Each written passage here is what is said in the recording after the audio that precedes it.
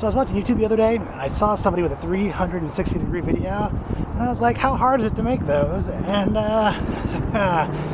if you're watching it right now, then it can't possibly be that hard, because I did it. What would be really nice with 360-degree video, something I do in my 2D videos all the time, is that I put text and graphics on the screen, because you know, when I'm running and gunning like this, I can't think up the right words all the time. You just put some text on the screen and people get what you're saying. Or you put graphics or something like that to kind of make your point.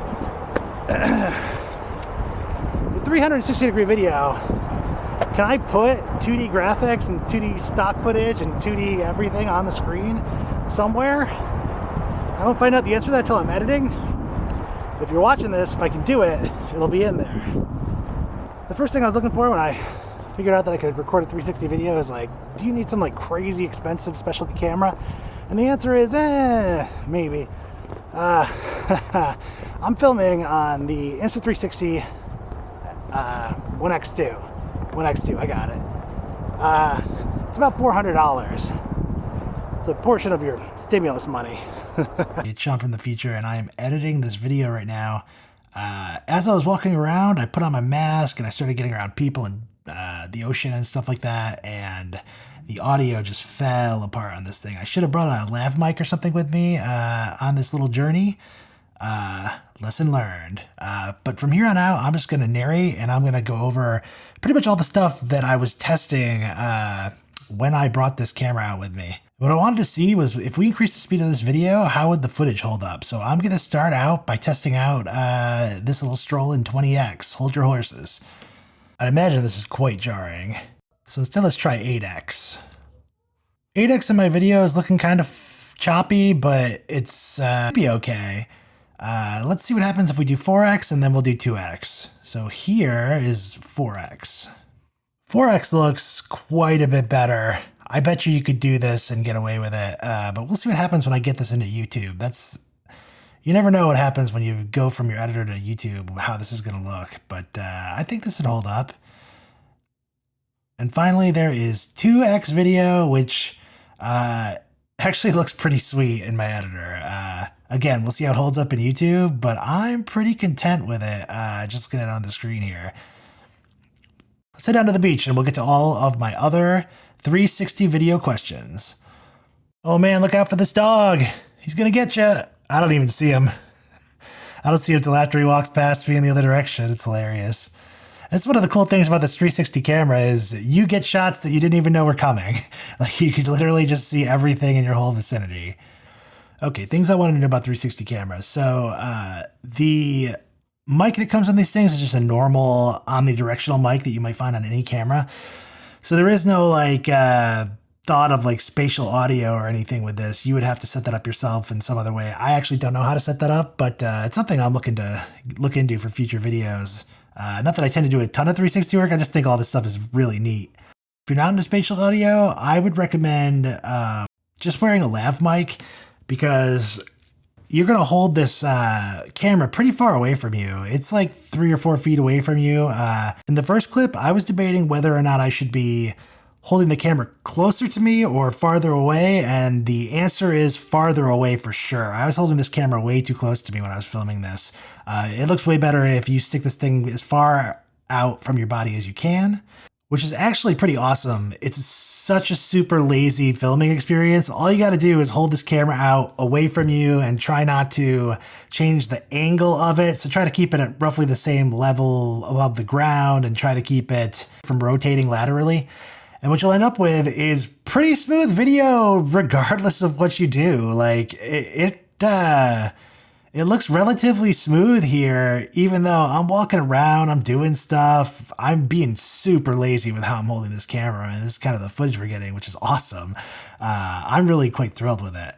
The other thing I wanted to know was, can you take a still frame in 360 with these cameras? So can I record 360 video and then like if it's an awesome moment happens, save off a frame to like Facebook or something as like a post or a profile picture?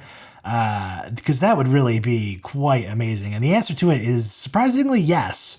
So then with these cameras, they tell you not to put your actors in the stitch lanes, which is basically on the side of the camera. What I found was with the Insta360 Go, that is the case, but it's not that bad. Like, it's pretty hard to get yourself into a stitch lane. It pretty much captures everything in a 360-degree angle. It's really quite impressive.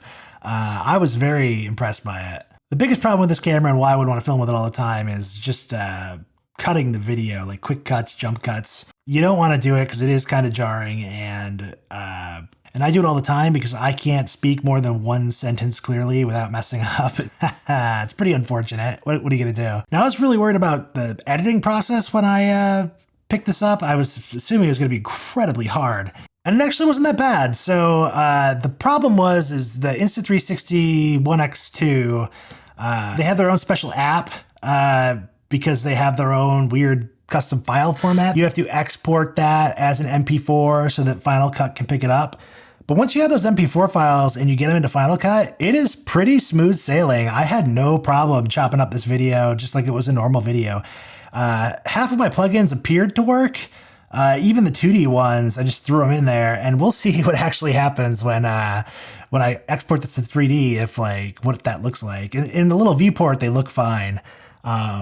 If this video looked ridiculous at the beginning when I was throwing those graphics in there, then I apologize, because when I was editing it, they looked okay, so I left all that bit in there. And really, like, the file sizes weren't too crazy either. I mean, it's basically just two wide angle files stitched together, so you know, it's about twice the size as your normal video file sizes, depending on your shooting settings. So, you know, it could get kind of big. Like, I think this particular file was like 30 minutes long, and it was like 30 gigabytes or something like that after I exported it. That's bigger than obviously the usual videos I do, but for 360 and all of the high settings I was using, it's actually not too crazy. There's another thing that impressed me is they actually had quite a few settings for this camera. So they could do like 30 frames per second, 60 frames per second. So you could get some like slow motion footage out of this. I don't know if that would be awesome or boring. It probably depends on what you're doing. So that was interesting about this camera. Another interesting thing about this camera is it was really easy to get footage of like hard to reach places. So like at my house, I have this deck, and all I did was put the camera under the deck on the stick, and I was able to see everything under my deck, which is like really hard to get to. It's hard to access.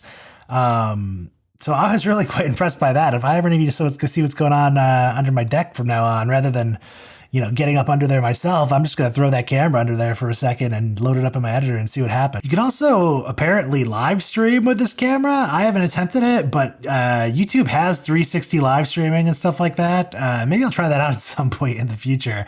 I don't know if I'm going to be able to find a ton of uses for this, but I just think the concept is really, really cool. So I'm glad you guys watched this. You know, if I create another one, it'll be a lot more interesting. I want to go to, like, you know, the aquarium. I have this thing where I want to go to the aquarium and check out all of the various exhibits they have with this camera. I don't know if they'll let me in with it, but I think that would be quite awesome. So let me know if you guys want to see that in the comments, and I will get you next time. See ya.